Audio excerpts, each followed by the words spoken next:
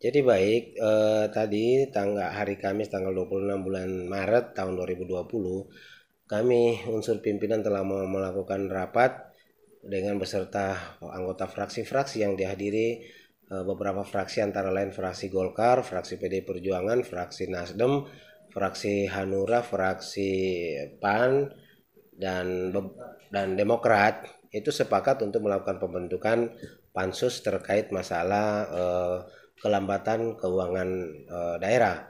Ini berdasarkan hasil surat daripada 4 fraksi yang masuk di kami sebagai unsur pimpinan, ini segera kita tindak lanjuti karena memang menurut kami ini sangat memprihatinkan kondisi keuangan daerah, terutama sekarang sudah masuk bulan 4, itu dana desa belum ada yang cair-cair, termasuk juga dana alokasi dana desa itu juga belum cair, begitupun juga gaji ASN. Ini kan tentu akan meresahkan, dan hitungan-hitungan kami kalau tidak ada tindakan-tindakan konkret dari DPR untuk mempresur dalam hal ini eksekutif apa masalah yang terjadi, nah ini kami pikir ini akan tetap mandek sampai 1 tahun anggaran ini. Walaupun kemarin kita sudah melakukan RDP dengan TAPD, jawabannya selalu sama, kamuflase, bahwa ini terjadi ketidakseimbangan antara dana transfer dengan pembiayaan. Pertanyaan kami sebenarnya di sini,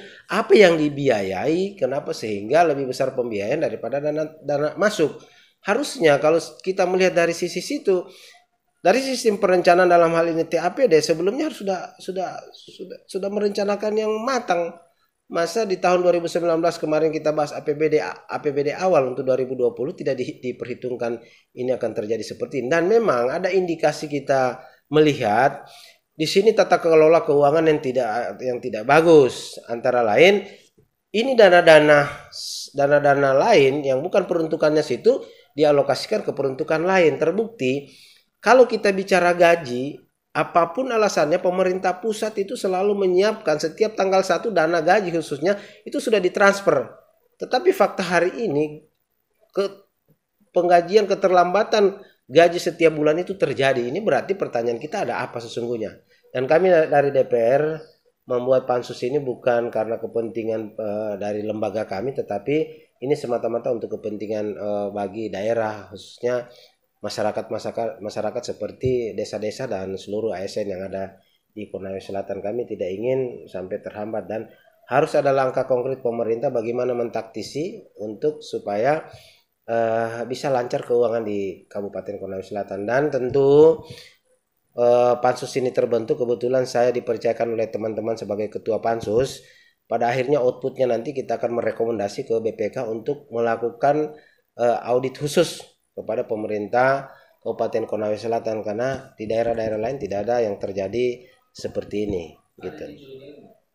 Ya, sampai hari ini kami belum mengetahui karena alasan dari keuangan selalu alasannya bahwa ini terjadinya ketidakseimbangan antara dana masuk dengan pembiayaan. Nah, makanya kami membentuk pansus ini untuk mengetahui masalah-masalah apa yang terjadi, dan ini di ruang publik ini supaya benar-benar transparan, supaya masyarakat tahu bahwa inilah kondisinya pemerintah daerah Konawe Selatan saat ini di bawah pimpinan Bapak Haji Surudin Dangga.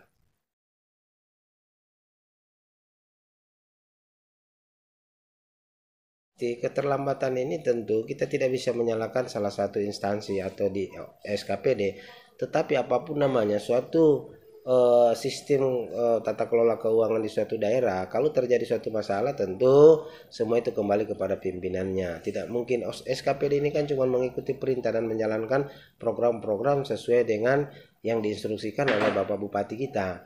Nah, ini menurut informasi yang kami dapatkan bahwa ada kegiatan-kegiatan proyek yang dibiayai yang sifatnya itu didahulukan karena ada hal-hal tertentu yang kami juga belum tahu kepastiannya. Dan ini disinilah masyarakat perlu tahu bahwa Bupati dalam hal ini lebih mengutamakan kegiatan proyek daripada masyarakat secara umum, dalam hal ini aparat-aparat desa, ASN, dan tidak ada sejarahnya, tidak ada istilah, tidak ada kamus bahwa ASN itu akan terjadi keterlambatan gaji sampai akhir bulan.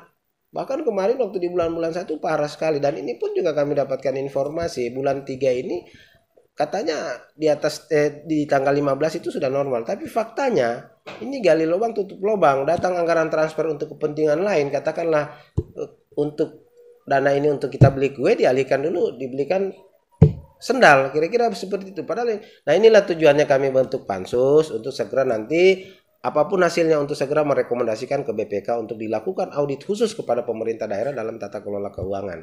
Kalau di dalamnya terjadi hal-hal yang menyangkut pidana, maka kami minta DPR untuk segera ditindaklanjuti BPK ke penegak hukum.